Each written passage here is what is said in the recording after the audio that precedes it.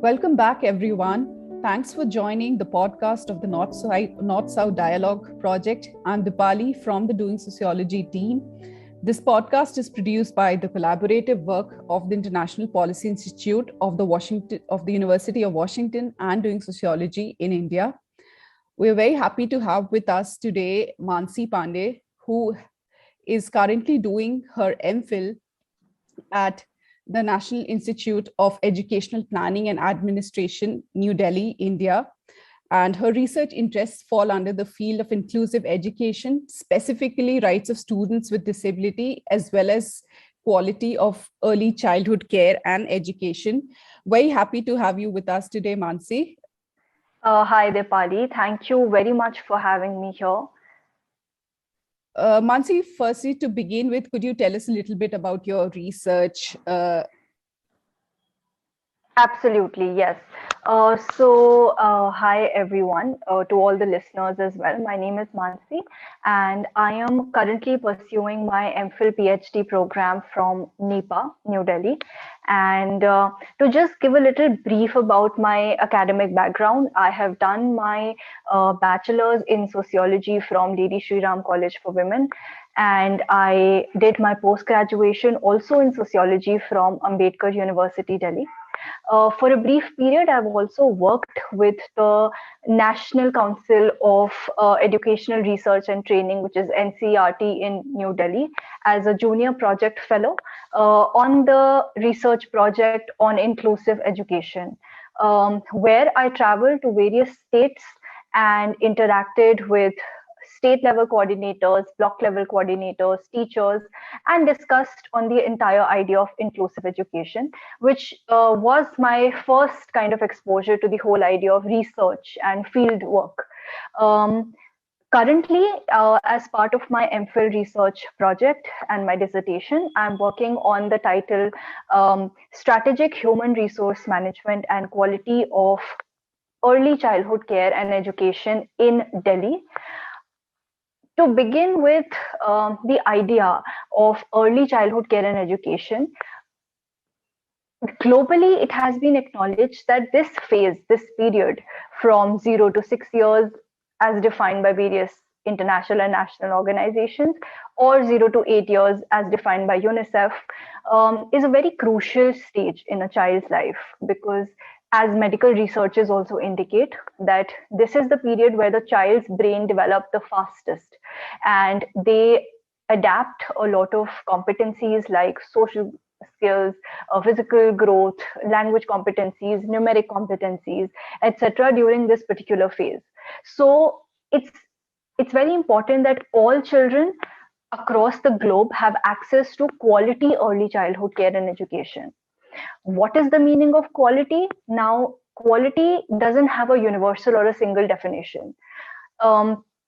It depends on the context of a particular nation. It depends on the cultural beliefs, the economic development, the resource availability of a particular nation or a state. However, there are various international organizations like UNICEF, World Bank, OECD, and even our own national policies and frameworks like the National ECCA Policy 2013 and National Curriculum Framework, which do define quality standards.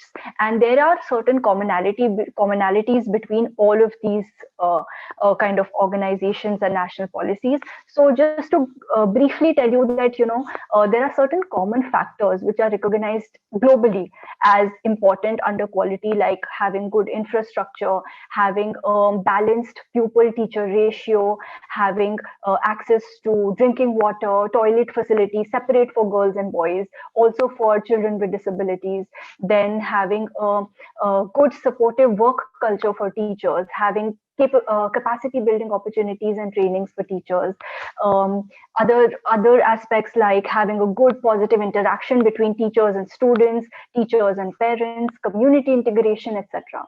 But to achieve these quality standards, it has also been recognized that it is very important to invest in the most important component in the early childhood care and education structure, which is the teachers.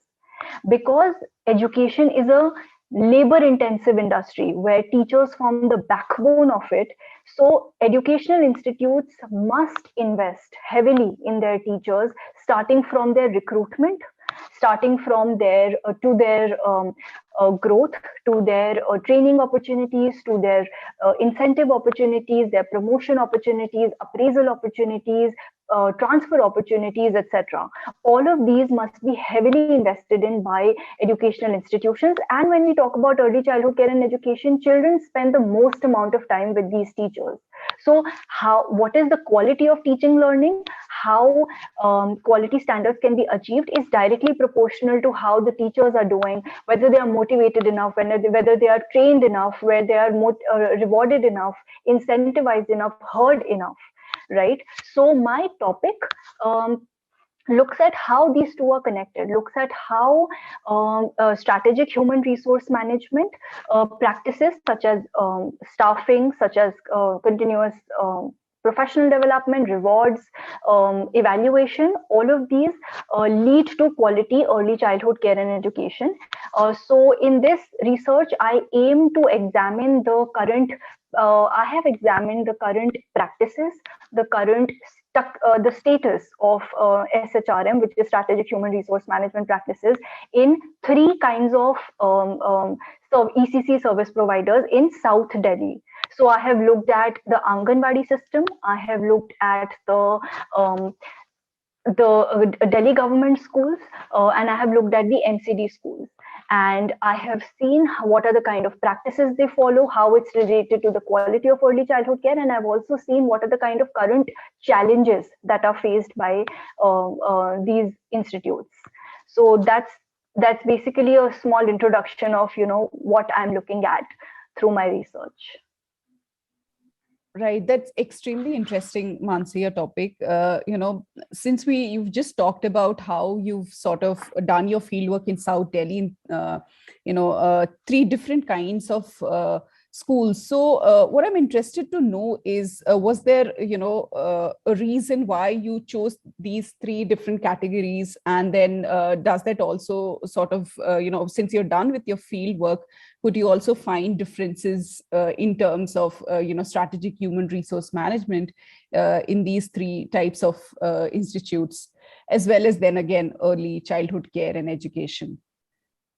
Yes, absolutely. So, because of there was basically convenience sampling that was used primarily for this research, because of also the paucity of time. And in India currently, if you look at Indian ECC structure, there are three kinds of service. There are three kinds of service providers: private, public, and non-governmental. Within which comes various models like Anganwadi, the government schools, pre-primary sections in government schools, private schools, NGOs, home-based education, etc. So because of the paucity of time, and also looking at the kind of current COVID challenges also, we kept it to three kind of categories: two pre-primary sections of government schools and one Anganwadi system. Also, just let me tell you that ECC in India, as well as in many other countries, is looked at is a very diverse kind of and very dynamic kind of structure, because in India there are three ministries which take care of early childhood care and education: Ministry of Education, Ministry of Women and Child Development, and Ministry of Health and Family Welfare. So there are three kinds of different ministries also involved, because the whole structure of ECC also includes health and aspects of nutrition, health, protection, etc. So coming back to my research, I looked at 30 schools in total, 10 each from these three categories. And yes, there were evident differences. Also, because South Delhi is primarily, I looked at the more urban settings, still going under semi-rural urban areas, but majorly looking at the urban settings, there were differences that I found within these three categories of schools providing pre-primary education to children. Just to briefly tell you, I looked at three kinds of category of information and data. So when I looked at the facility bit of it, then I saw that in MCD schools, Municipal Corporation of Delhi schools, facilities like ramp, drinking water, open space, hand wash, separate toilet for girls and boys, um, height, chairs and seats according to the height of children, all of them were available. They were present. However, there were few schools where furnitures were lacking, where kids were sitting, were supposed to sit on durries and mats. They did not have seats and chairs. Also, in some schools, there was lack of open space. When in comparison, when I look at to Sarvodaya Vidyalaya schools, which come under the Delhi government schools, they had better facilities. They had well-heighted chair according to the height of kids in their classrooms. They had ramp, water, drinking facilities, separate toilet for girls and boys, library within the classroom. So they had better facilities in that sense. Whereas when we compare both of them to the Anganwadi structure, which comes under Ministry of Women and Child Development, there were a lot of challenges which I saw, like these rooms were in very bad condition. There were some rooms which are at a very dingy location. They did not have proper ventilation. They were suffocating, and there was no ramp. There was no ramp in any of the Anganwadi centers where I went. There was one common washroom maybe, and no separate washroom for girls and boys. And also again, there was no furniture. There was only mats and durries, which were also sometimes torn. um, no chair and table for the teachers as well in these Anganwadi centers. So in terms of facilities bit, I saw that Sarvodaya schools were doing much better as compared to the other two. When I talk about the strategic human resource management practices like teacher recruitment, um, all of them followed government norms. All of them were following government norms, and they had whoever was a primary teacher in these centers had those kind of certain qualifications, etc. But the problem in MCD schools, which I found, was that there were many schools where there was no pre-primary teacher. There was no appointment of a pre-primary teacher, and primary teachers or even in fact principals were taking classes for these children. The problem here is that these teachers and these principals are not trained in nursery training. They do not have a diploma or a certificate in early childhood care and education, which is required of a pre-primary teacher. So that is where the challenge was seen. Whereas in Sarvodaya schools, most of the schools had pre-primary teachers, and they also had the adequate qualifications which is required.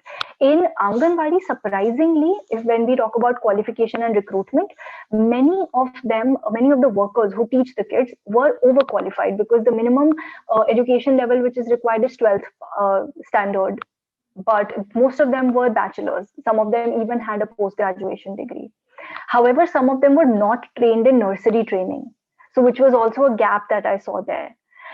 Then, when we talk about the teacher training, then if we talk about teacher training, then MCD schools and Sarvodaya schools were kind of similar in that sense, because they are given trainings almost 2-3 times a year, or when required on ECCE by diet or SCERT.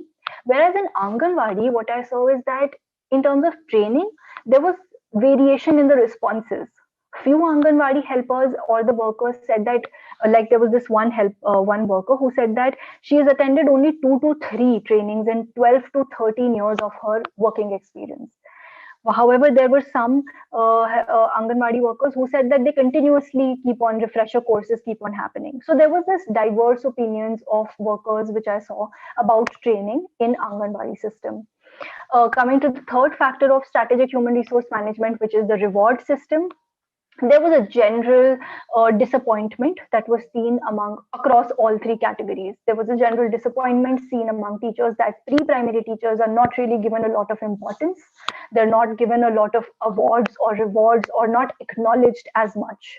And in Sarvodaya schools as well, which are doing much better as compared to other categories, they also said that they felt that they're not recognized enough, they're not rewarded enough.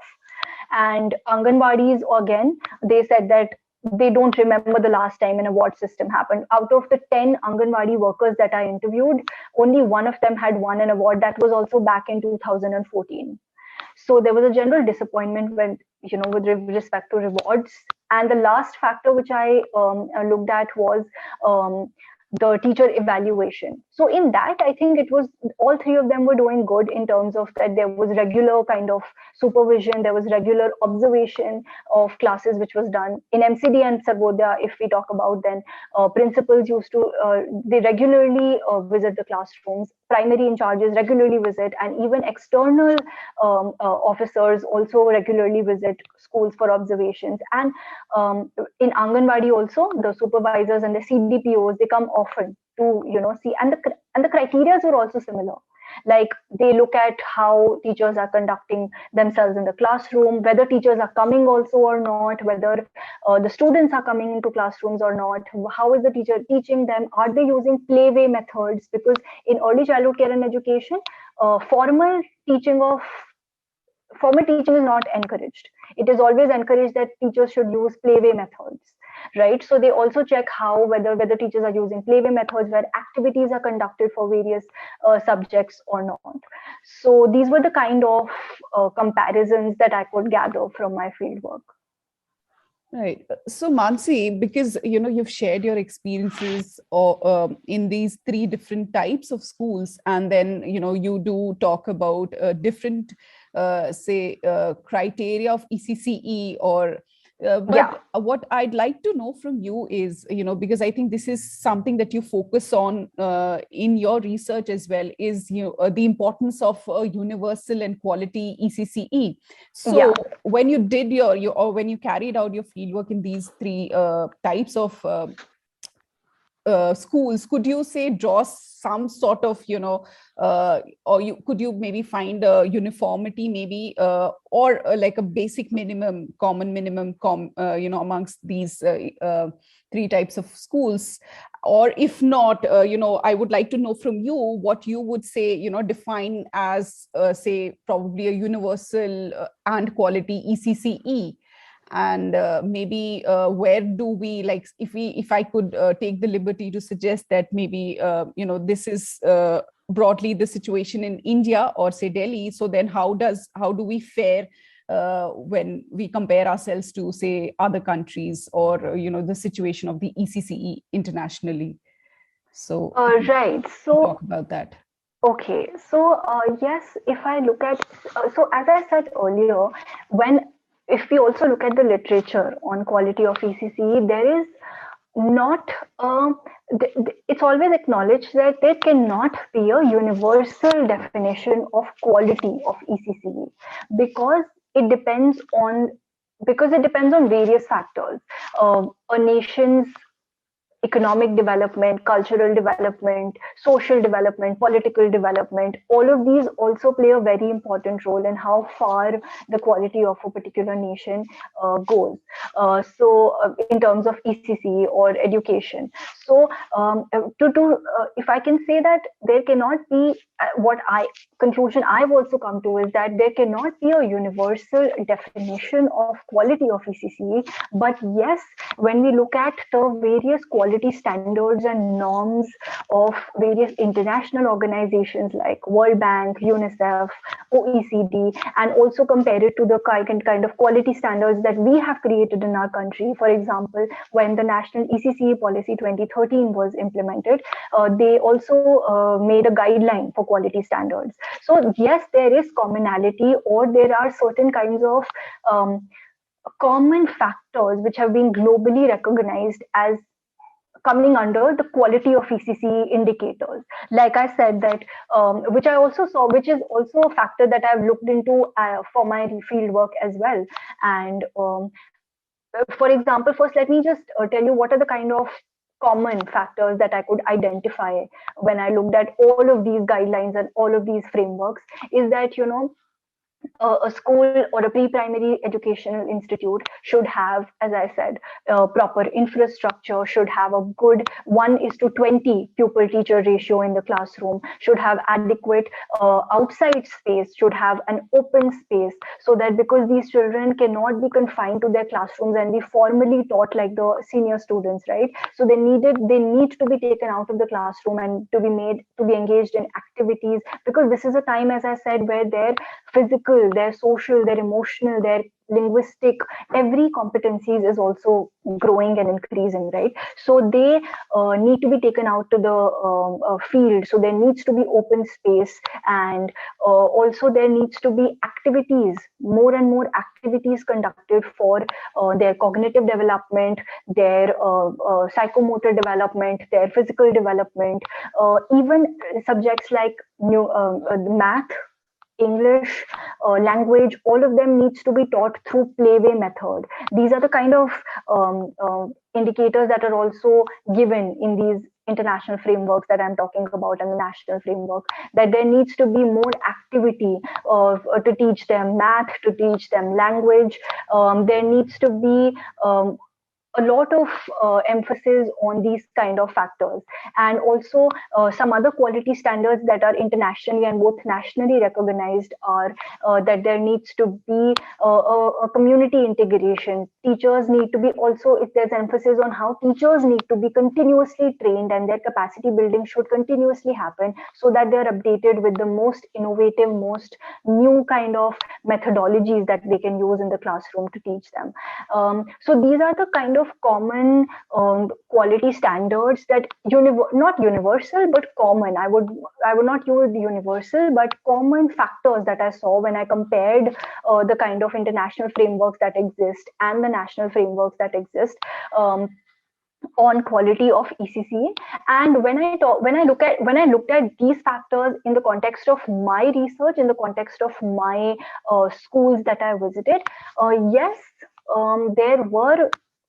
there were these factors which were available, which were present in these schools. However, it varied. Like I said, that if I now have to compare, then yes, Sarvodaya schools, which come under the Directorate of Education, they were faring much better in these quality standards. Whereas Anganwadis, if you would say, or MCD, you would say they were much lower in terms of quality standards, these kind of quality standards that I mentioned, if I compare the three. And then because they were lesser, so like through my fieldwork I could also get that link between strategic human resource management and quality indicators. So I could see that where schools really invested a lot in continuous capacity building of teachers, in ensuring that qualified and trained teachers are recruited, in ensuring that proper feedback and evaluation is done of teachers' performance as well, they were faring much better in these quality standards that I mentioned. So here I could also link between, draw the link or bridge between SHRM and quality of early childhood care and education. Right.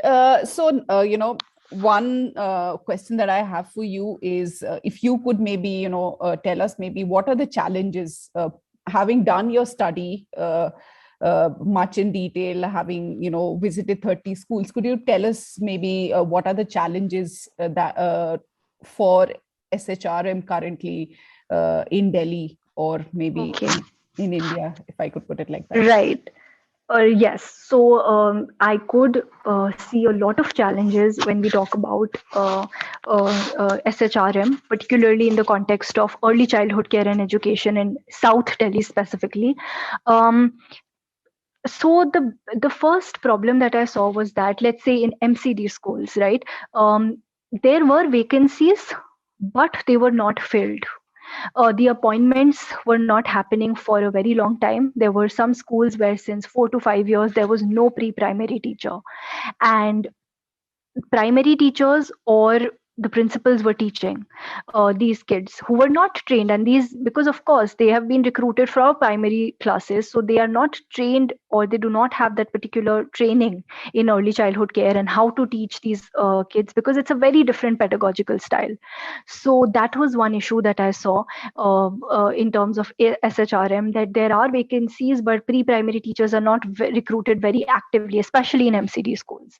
Then the second problem that I saw, again more in MCD schools, were that there was this kind of conflict between the primary and the pre-primary teachers, and also between parents and the pre-primary teacher, because as I said, early childhood care and education requires more activities, requires more playway methods, requires teachers to, students to move around, to participate, to be more active, to have to go to the ground, etc. But these kind of teaching methods are not really taken seriously by the school, not taken seriously by the parents. So a lot of parents complain to the teacher that the child is not, you're not making my child write a lot, which is, in fact, these NEP 2020, also the latest national education policy, various international organizations, they all argue that there should be no writing in these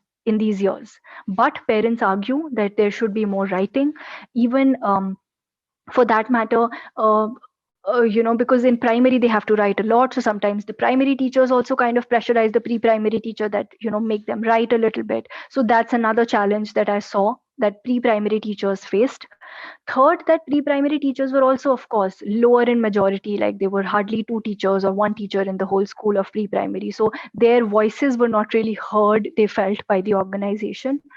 Then at the fourth challenge that I saw, especially, this is now a very important challenge in Anganwadi system, that um, you know very very important challenge that I saw was that in Anganwadi system, these workers who are appointed to also teach these kids have a lot of other responsibilities on them. They are supposed to participate or they are supposed to go for a lot of surveys. They are supposed to go, in fact, during COVID they were given a lot of COVID survey duties. Now they were given a lot of vaccination survey duties. So their attention was divided between the other kind of, because Anganwadis are not just educational institutes, they are also there for immunization, for pregnant women, for nursing mothers, etc. So their attention is absolutely divided. So these kids are actually at a disadvantage, and also these teachers are at a disadvantage, because in MCD schools or Sarvodaya schools, teachers are only appointed for teaching. Of course, they also have admin work, they also have other work, but here in Anganwadi, the teachers are heavily loaded with other kind of works, like election duties, COVID surveys, taking the kids to for vaccination, etc., etc. So a lot of other work is also given to these Anganwadi teachers, which was a main challenge that I saw there. Another challenge which I saw was that there were complaints, or there were these arguments given by Anganwadi workers that the promotion structures is really very rigid and it's not in their favor, because to become, let's say, from a helper to a worker in an Anganwadi structure, they need to have minimum 10 years of experience and also need to be 35 years of age. But what usually happens is that by the time they complete 10 years of experience, they have crossed the age limit. So even if they are more qualified than what is required, because of these rigid patterns, because of these rigid framework, they are not able to get promotion. So lack of promotion structure and lack of pay. There were, in Anganwadi structure especially, the pay is very less. So according to them, according to these workers, they feel that the pay is absolutely very less, and nothing in comparison to other pre-primary teachers of schools. Coming to the Sarvodaya Vidyalaya, I would say that in terms of these SHRM practices, they are doing much better than other two categories. But again, these teachers also said that they have the parents want written work. That was a kind of commonality I saw, and again, another issue that was that there was high teacher pupil ratio. As I said, that these international organizations, UNICEF, etc., all of them recommend that there should be 1:20 ratio, and one teacher to 20 students. But there were sometimes classes where it was high as 1:40, or sometimes there was one section where, because they had lack of room, they did not have another extra room, so there were two teachers in KG section with 80 students. So these were the kind of, I think, major challenges that I saw during my fieldwork. All right, Mansi. So, my final question to you is about your field work. You've done your field work in 30 schools of Delhi. So, Yes. could you share a little bit, your experience of doing your field work as well as the challenges that you encountered? Right. So, it was a very, very enriching experience. I gained a lot of new knowledge, because also this area, this sector of early childhood care and education, although a lot of work has been done in terms of learning outcomes, or let's say health and nutrition, but not a lot of emphasis has been given on from the side of the teachers, or this aspect has not really been looked into. So it was very interesting for me to look at this new kind of knowledge, to gather data on something that, really, on which knowledge really till now doesn't really exist a lot. There's not a lot of work which has been done in this particular area. So it was interesting for me to find out new information, to talk to these teachers and talk to these principals of schools. And it's a new area, it's an exciting area. So I got really interested, and I found some good information and good data which would enrich this whole space of SHRM and quality ECCA. However, yes, there were challenges. First challenge is definitely because of COVID. Entry and access to these schools was a little restricted. So to get permissions, to get access to these schools was a little bit of a struggle, where I had to go to various offices and get those permissions. And also because of COVID, that kind of safety had to be ensured, and in between there were some kind of lockdowns and all of that. So also because of paucity of time, I could only select few schools. I could select 10 from each category. And also, as I said, there are many other service providers in the whole Delhi also. Like, there are NGOs, there are private schools, but because of paucity of time, I could keep my sample size a little smaller. And that's why I could get representation from these three kind of management of ECCA. So these were the major kind of challenges that I felt during my field work. And again, as I said, there's a little, like, according to, in terms of literature review also, there's not a lot of literature which already exists on the on linking these two aspects. So to find that kind of theoretical base was also a little bit of struggle, but there is definitely work which is done separately on these two, so one could form their own opinion and their base. So these were the kind of major challenges that I felt during my field work. All right, Mansi, thank you so much for talking to us today and sharing your research work as well as your findings with our listeners. And to our listeners, thank you so much for joining us today. If you want to be a part of the North-South Dialogue podcast, write to us with a brief proposal on your research, as well as a small introduction about yourself. Write to us at nsdialogue@uw.edu. Thank you, everyone. We shall see you in the next podcast.